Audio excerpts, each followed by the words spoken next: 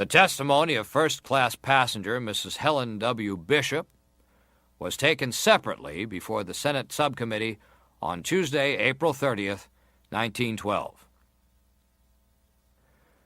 Please state your full name.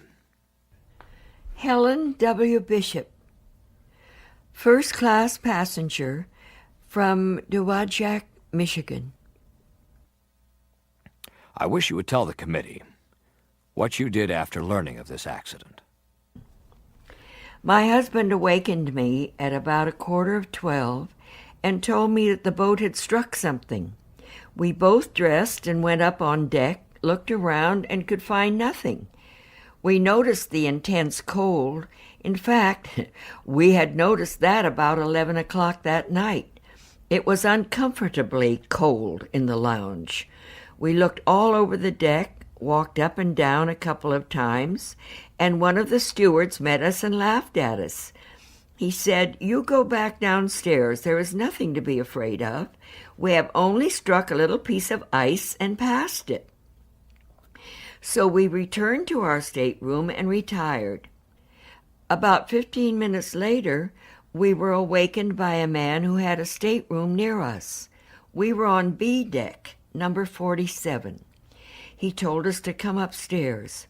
So we dressed again thoroughly and looked over all our belongings in our room and went upstairs. After being there about 5 or 10 minutes, one of the men we were with ran up and spoke to the captain, who was just then coming down the stairs. Who was the man? Mr. Astor. Colonel Astor? Yes, the captain told him something in an undertone. He came back and told 6 of us, who were standing with his wife, that we had better put on our life belts. I had gotten down 2 flights of stairs to tell my husband, who had returned to the stateroom for a moment, before I heard the captain announce that the life belts should be put on. That was about 3 or 4 minutes later that the captain announced the life belts should be put on. We came back upstairs and found very few people up. When you say upstairs, which deck do you mean? We were on B deck, and we came back up to A deck. There was very little confusion, only the older women were a little frightened. They were up partially dressed, so I sent a number of them back and saw that they were thoroughly dressed before they came up again. Then we went up on the boat deck on the starboard side. We looked around, and there were so very few people up there that my husband and I went to the port side to see if there was anyone there. There were only 2 people, a young French bride and groom on that side of the boat, and they followed us immediately to the starboard side. By that time, an old man had come upstairs and found Mr. and Mrs. George Harder of New York. He brought us all together and told us to be sure and stay together, that he would be back in a moment. We never saw him again. About 5 minutes later, the boats were lowered and we were pushed in.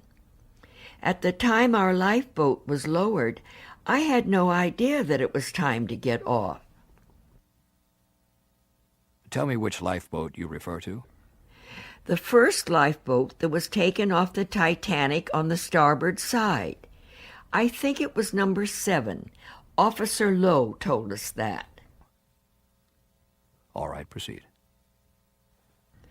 We had no idea that it was time to get off, but the officer took my arm and told me to be very quiet and get in immediately. They put the families in the first 2 boats. My husband was pushed in with me, and we were lowered away with 28 people in the boat. Was that a large lifeboat? Yes, it was a wooden lifeboat. And there were 28 people in it? Yes, we counted off after we reached the water. How many women were there? There were only about 12 women. And the rest were? Were men. Yes, but I want to divide the rest into two classes, the crew and the passengers. There were 3 of the crew. The rest of them were passengers. We had no officer in our boat. 3 of the crew 3 of the crew. and 13 passengers?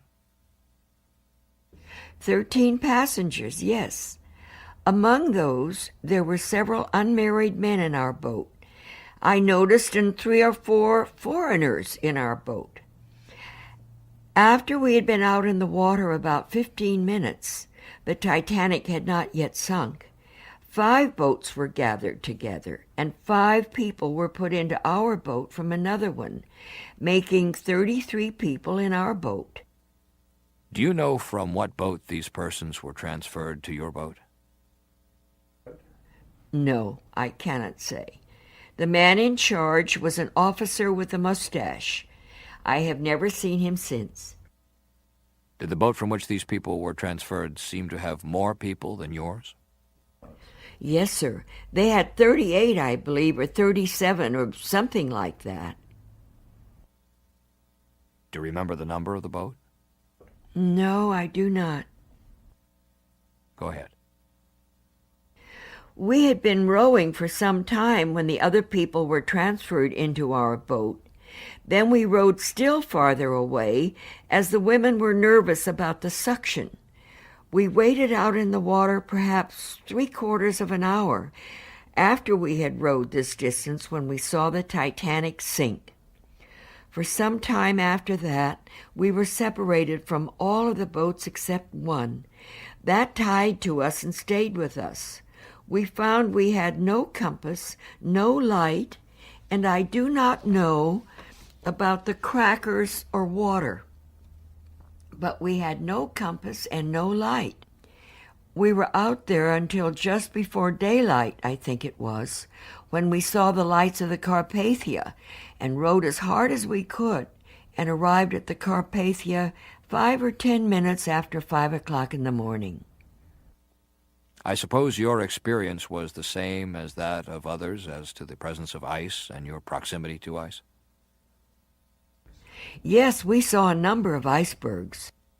Is there anything else that you care to say which will throw any light upon our inquiry as to the causes of this catastrophe or the conduct of the officers and crew of the Titanic? The conduct of the crew, as far as I could see, was absolutely beyond criticism. It was perfect. The men in our boat were wonderful. One man lost his brother. When the Titanic was going down, I remember he just put his hand over his face, and immediately after she sank, he did the best he could to keep the women feeling cheerful all the rest of the time. We all thought a great deal of that man. What was his name? I do not know. He was on the lookout immediately after the boat had struck. Is there anything else you would care to say? No, that is all. Very well, you may be excused. Thank you very much.